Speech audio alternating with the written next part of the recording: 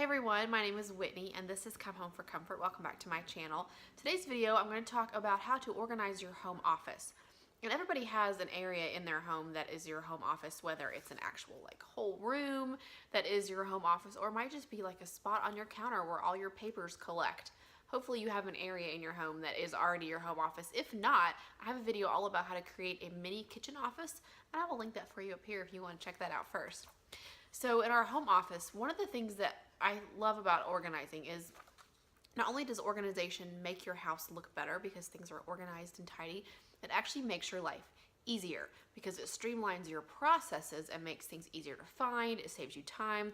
Organization is just great. So when it comes to your home office, I have 4 ways I'm going to share with you to help you organize your home office and get it to where it works better for you. Before we get into this video, I do want to just pause and let you know that at the end of the video, I'm going to be sharing with you a product that was sent to me in exchange for a review. The company did not pay me anything. They didn't tell me what I had to say, but I will be sharing a product that I did receive in exchange for a review. So if you don't like that, don't watch the end of the video, but the rest of the video until then is just normal content like you always see from me. So I hope that you will enjoy and get some great tips from this video. Thanks. Number 1 is implement a system for paying bills.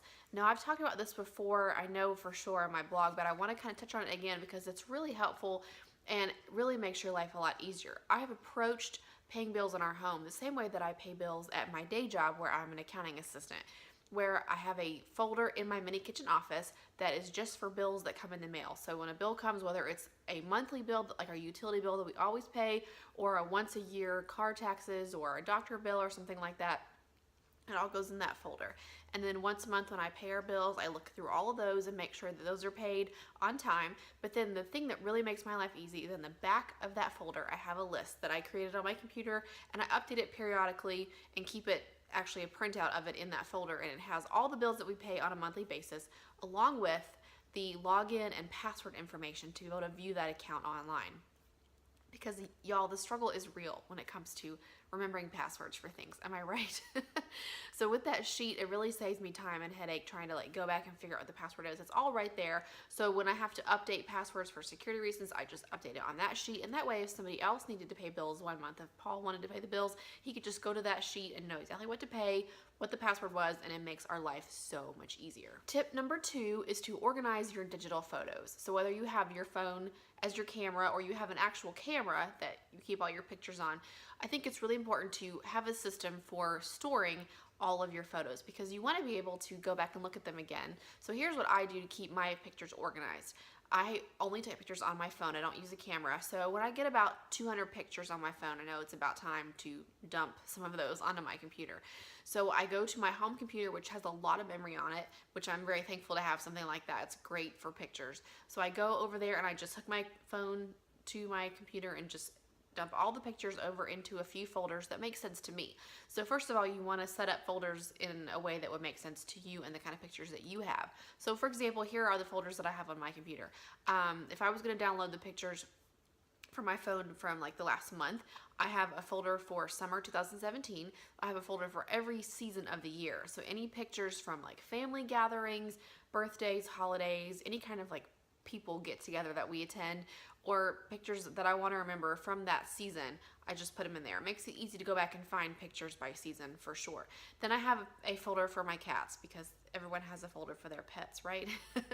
Actually, I might have more than one, where I just dump all the pictures I take of all the cats. They're just all in there. So if I want to go back and print one, I can just look through them and they're all there for my enjoyment. And then I have folders for my niece and my nephews. So when I get texted a picture of one of them or I take a picture of them when we're together, I put all those pictures in a separate folder for each of them as well so that I have those stored. And that's really helpful when it comes time for holidays or birthdays. If I want to do some kind of photo calendar for my mother-in-law or for my mom, pictures of their grandchildren, I have them all stored and they're easy to find. If I want to do a gallery wall, I can just go through pictures of them or pictures from Christmas from the holiday folder and just pull whatever I need, and they're really easy to find. So If you haven't already set up a system to organize your photos, I would really encourage you to do that because it's so simple and quick to just drag those pictures right into those folders. It makes sense to me.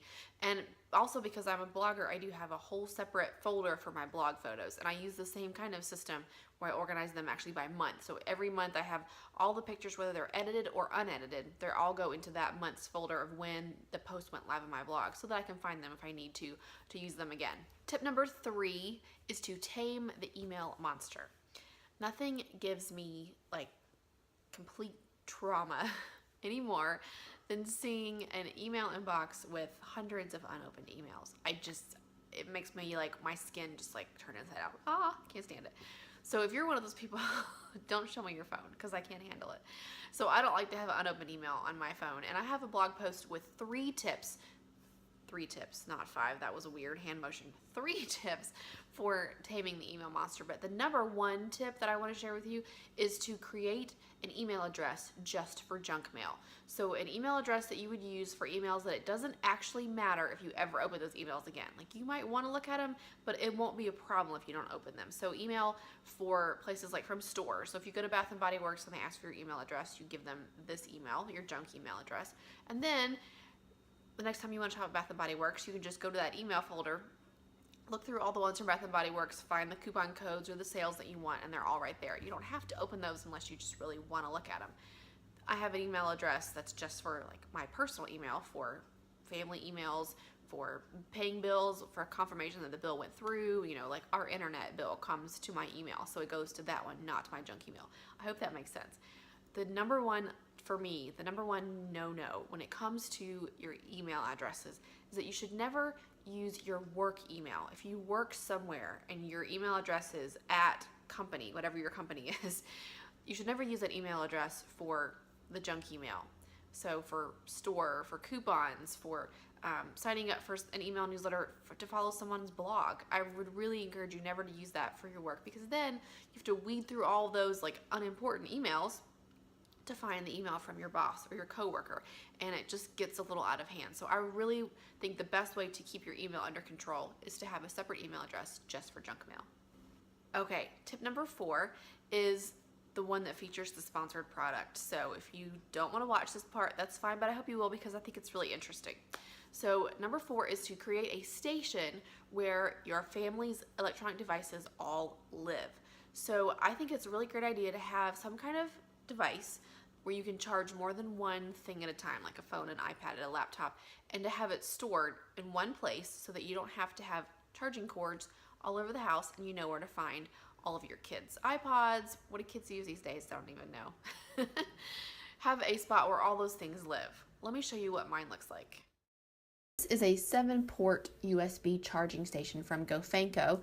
They sell exclusively on Amazon, so it's really easy to get your hands on one of these. You can put whatever device you want to charge in these little resting stations here, and then charge it using the USB port on the side that then attaches through the cord to your phone. So it only needs one plug to charge all of your devices at the same time. We have been using ours for over a month and have found that it charges iPads and phones really well. It gives them a full charge, which is great. And then all you need is that one plug there that runs from the wall to the station, and it charges everything for you all at once, which is really great. And it keeps the cords nice and organized, which I love. I can't stand to have cords all over the place. So this is best suited for something like this, where you'd put it in your home office, in your command center, something like that. It's not best used in the bedroom because if you leave it in there overnight, the little power button on the side is really bright, and we found that it's a little bit too bright for a dark room at night. But for charging things on the counter in your kitchen, it's fabulous, and it keeps the cords nice and tidy.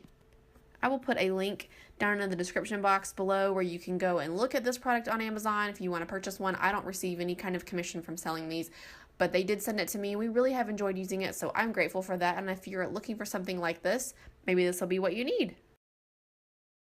All right, I hope this video was helpful for you. Thanks so much for watching. I hope that one of these tips will help you to get your home office in order so that it will save you time and make your life easier. If this is one of your first videos that you're watching of mine, I would love to meet you. So leave me a comment down below. Tell me who you are, say hi. I would love to chat with you in the comments. And if you're an old viewer, I love you guys. Thanks for watching. Let me know, if one of these tips was helpful for you. Tell me something that you have used in your home office that helps you get it organized. I'm always up for more ideas on how to keep my life organized as well. Have a great day, and I will see you in the next video. Bye.